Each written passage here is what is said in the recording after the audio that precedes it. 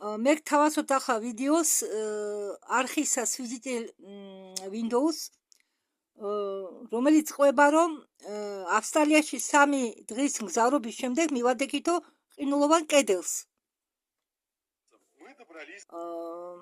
ჩვენ მივადგეთო ყინულოვან კედელს, რომელიც არისო ლურჯი ფერის და მისი ზომაო მიუწვდომელიაო ადამიანისთვის, წარმოსადგენად კი ძნელიაო.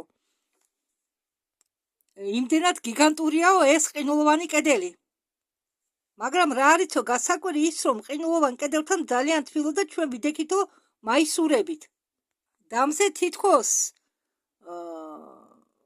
ასხივებდაო ყინულზე, მაგრამ ყინული არ დებოდაო, თითქოს ხო ეს კედელი ყინულისგან იყო გაკეთებული, ასე გვეგონაო ჩვენ. ეს ყინული იყო ლურჯი ფერის.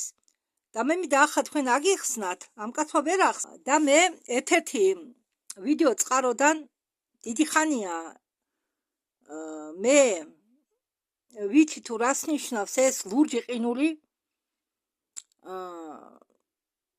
მაგრამ ჩვენ ჯერ მინდა გითხრათ, რომ ჩვენ გვასწავლიდნენ გეოგრაფიიდან, რომ ავსტრალია არის ცალკე კუნძული, ხო? და სინამდვილეში ავსტრალია არ ყოფილა კუნძული. ავსტრალია არის ანტარქტიდის ნაწილი. ხომ ხედავთ, ავსტრალიის ბოლოს ყინულოვანი კედელი ყოფილა. ეს იმას ნიშნავს, რომ ავსტრალია არ არის კუნძული, ავსტრალია გადადის ანტარქტიდაში. იმასაც ამბობენ, რომ ავსტრალია არისო ანტარქტიდა. ვიაჩესლავ კოდლაროვიც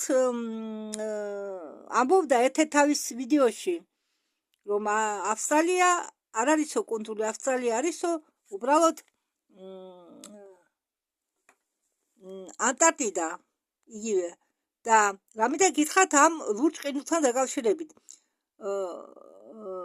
რომელიღაც ვიდეოში იყო მცდელობები ეს ლურჯი ყინული გაეტანათ, მოეჭრათ და გაეტანათ ადგილიდან. ხო, ამ ლურჯ ყინულს ისეთი თვისებები აქვს, ხომ ცდილობდნენ გაიჭრათ ტუნელები ანტარქტიდაში ამ ლურჯ ყინულში უნდათ გაიჭრათ ტუნელი, მაგრამ ამ ლურჯ ყინულს ისეთი თვისება აქვს, რომ თუ ამოჭრი რაღაც ნაწილს, ის ისევ ივსება. დიახ, მაგრამ ეს ყინული არ დნება, ამ ყინულის ნაწილი გაიტანეს, ოღონდ ხელი არ შიშველი ხელებით არ უნდა შეეხო, თორემ გაკყინავთ.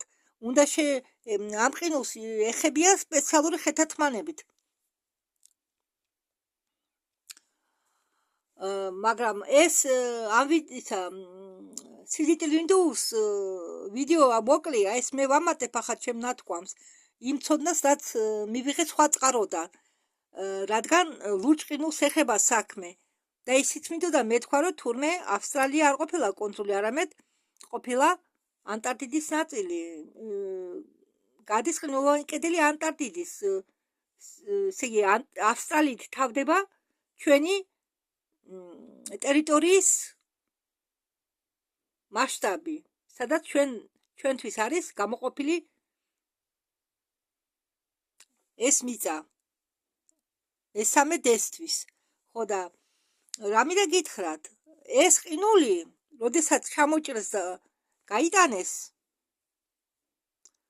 ჯერ რა მინდა გითხრათ, ის ტრანსპორტი, რომელიც თხედა ტუნელს ამ ლურჯ ყინულში,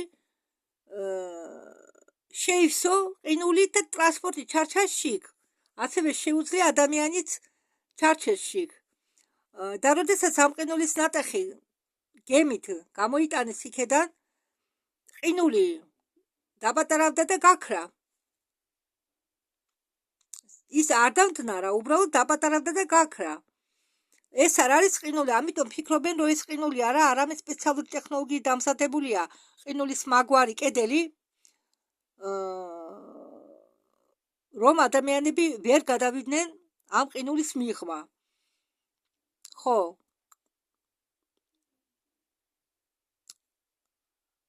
კარგი დროებით. მადლობთ ყურადღებისთვის.